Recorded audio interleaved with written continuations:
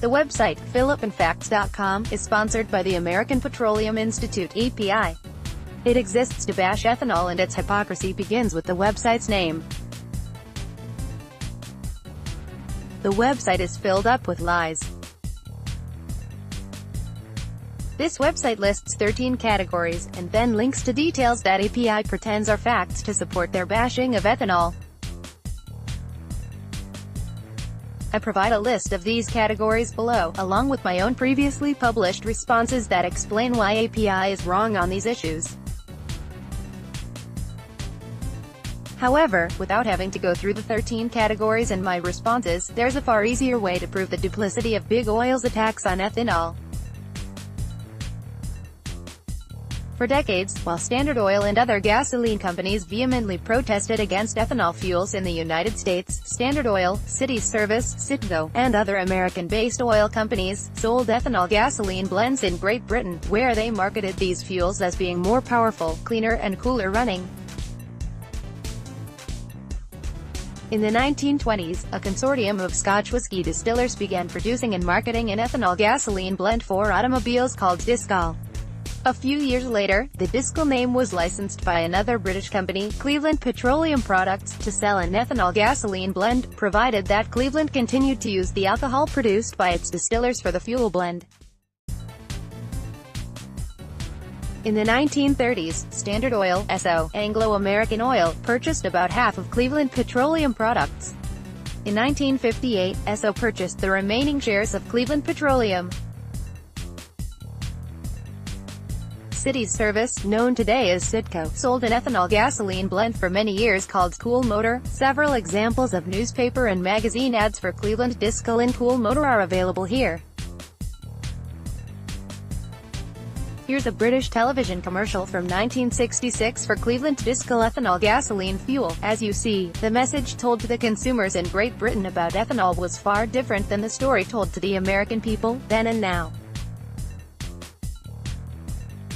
Benefits mentioned in the Discal ads include, ethanol alcohol contributes to a brilliant performance and better mileage, engines run cooler and cleaner, ethanol has long been used to prevent icing in aircraft and car engines, amazing acceleration and smoother running, more miles per gallon. Highest anti-knock value, its thermal efficiency is higher than non-ethanol gasoline. BTUs are irrelevant, less carbon is produced, ethanol actually removes carbon deposits. Great Britain wasn't the only place in Europe that sold ethanol or ethanol gasoline blended fuels. Alcohol was used extensively throughout Europe, South America, and Asia. Italy's brand was Benzacool, Hungary had Moltaco, Sweden had Latibental, South African Adalite, Brazil's big brand was Alcool, and, in the late 1930s, the United States had an ethanol gasoline blend called Agrol. The Forbidden Fuel, a book co-authored by William Kavarik, Hal Burnton, and Scott Stlar, details the use of ethanol throughout the world. Bill Kavarik has expanded on all this through his internet presentations, such as his History of Biofuels.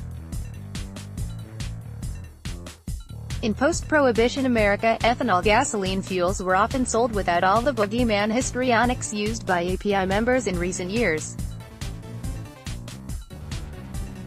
For example, in the 1970s, Texaco was producing an ethanol gasoline blend and selling it in the United States.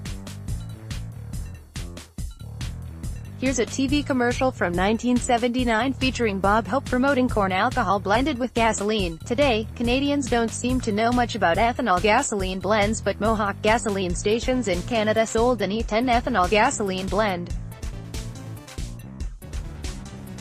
It gave consumers faster starts, more power, and cleaner emissions. The great significance in all this is that prior to our modern ethanol renaissance, and production of vehicles with ethanol-compatible components, starting in the 1990s, tens of thousands of vehicles, make that hundreds of thousands of vehicles, no, I mean millions of vehicles in Europe, the Americas, and Asia, were powered by fuels that contained ethanol.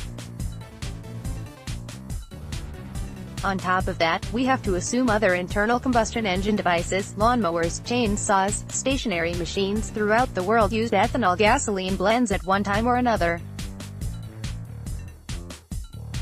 With all these millions of engines using ethanol gasoline blends, where are all the newspaper, magazine reports of ethanol causing engine damage?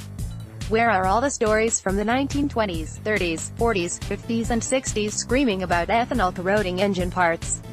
Where are all the stories about ethanol causing less power and fewer miles per gallon? How could there not be hundreds, thousands,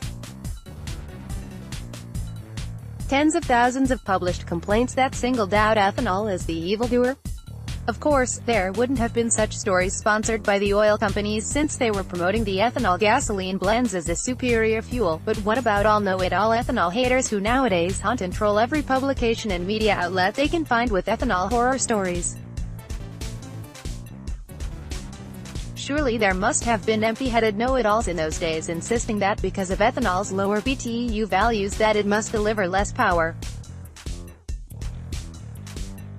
Incidentally, in all the years up to the 1980s that the petroleum oil companies sold ethanol gasoline, they weren't forced to do it. There were no ethanol mandates. They did it because it was the right thing to do. They did it because they knew that ethanol added power, cleaned the engines, emitted less pollution, and was the least expensive way to mitigate engine knock. A remarkable revelation. Well, a newly published report from the National Renewable Energy Laboratory (NREL) sheds some light on this subject, and at the same time throws some shade, as the young people say, on a possible suspect for the modern complaints against ethanol. Can you guess who that suspect is? If you said, petroleum oil producers and blenders, you win a Cupid doll. Imagine, the oil industry causing the very same problems that they blame on ethanol. Ain't that a kick in the head? The report is titled, Sulfate Salts in Gasoline and Ethanol Fuels, Historical Perspective and Analysis of Available Data. It was published in September 2017. Here's the thing, as I often say during my public speaking appearances, all liquids are corrosive, and one of the most corrosive liquids in the world is water. Water is so corrosive that if metals aren't treated or cared for, it could cause our largest aircraft carriers and biggest passenger jets to fall apart. Yet, we drink water, we wash in water, we even bathe newborn babies in water. But because the corrosive characteristics of water can be overcome with appropriate materials, babies can go about 60 or 70 years before they start to corrode. Yes, you're supposed to laugh at this point. Gasoline is corrosive, too. Inhibitors are added to gasoline to reduce corrosion. Many people think that non-ethanol gasoline is some kind of benign fluid gently caressing engine components, and protecting the metal and rubber parts in some kind of an ongoing mechanical love ballet. Gasoline is a toxic, caustic, corrosive liquid. Unbeknownst to most people, especially those ethanol bashers who wouldn't want to learn any real facts, prior to the invention of leaded gasoline, ethanol was considered the best substance to put in your vehicle's engine during long periods of inactivity. That's right, it was recommended to fill your vehicle's fuel tank and fuel system with ethanol fuel. In his 1919 maintenance manual for the Ford Model T, the world's #1 selling automobile for almost 2 decades, Victor Page wrote, "Denatured alcohol, ethanol fuel, is without doubt the best substance to use as it does not have any destructive action on the metals and rubber hose, will not form deposits of foreign matter, and has no electrolytic effect." No literature of the period was ever published to refute that recommendation. You can find Victor Page's manual here. The above quote is located on the top of page 156. When tetraethyllead was added to gasoline by the General Motors scientists in the early 1920s, it worked like ethanol in quieting engine knock. However, it was highly corrosive, so they had to add ethylene dibromide to the gasoline tetraethyllead fuel mixture. Now they had a poison, gasoline, mixed with another poison, tetraethyllead, in order to stop the engine knock caused by gasoline, with yet another poison, ethylene dibromide, to stop corrosion caused by tetraethyllead. It's like a triple-threat poisonous concoction unleashed on the public by a science fiction madman, except it really happened. The advent of leaded gasoline also led to changes in the design and manufacture of engine components to help handle this fuel. These changes probably were at least part of the reason why ethanol may have gone from being the harmless substance described by Victor Page to a potential corrosive fuel. However, the new report released by NREL introduces the distinct possibility that the modern complaints of ethanol corrosion are the result of intentional or accidental monkeying with the ethanol gasoline blends by the oil industry, or cronies of the oil industry, to denigrate ethanol. Could the oil industry or its minions be responsible for this? Would they stoop to doing this? Of course they would. Trillions of dollars are at stake.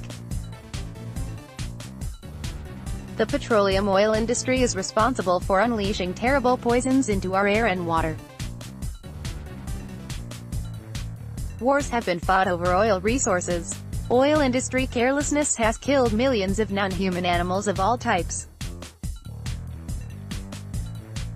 On the other hand, perhaps it's all just a coincidence. Perhaps the sheer competitive desire by the oil industry to keep their engine fuels the dominant engine fuels, even though there is a superior fuel, ethanol, at hand, just lends itself to circumstantial conjecture? I can go with circumstantial conjecture. I don't think I need to paint a picture of premeditated death and destruction, as long as everyone understands that everything else I've written here isn't coincidence or circumstantial conjecture. Ethanol was the best fuel to use in internal combustion engines, it was the safest fuel to use in internal combustion engines, it provided the most power for internal combustion engines, and that ethanol is still the best, safest, most powerful fuel to use in internal combustion engines, spark-ignited and compression-ignited engines. Mark J. Roch is Executive Vice President and co-publisher of the Auto Channel. The views and opinions expressed in this commentary are those of the author and do not reflect the official position of the Daily Caller.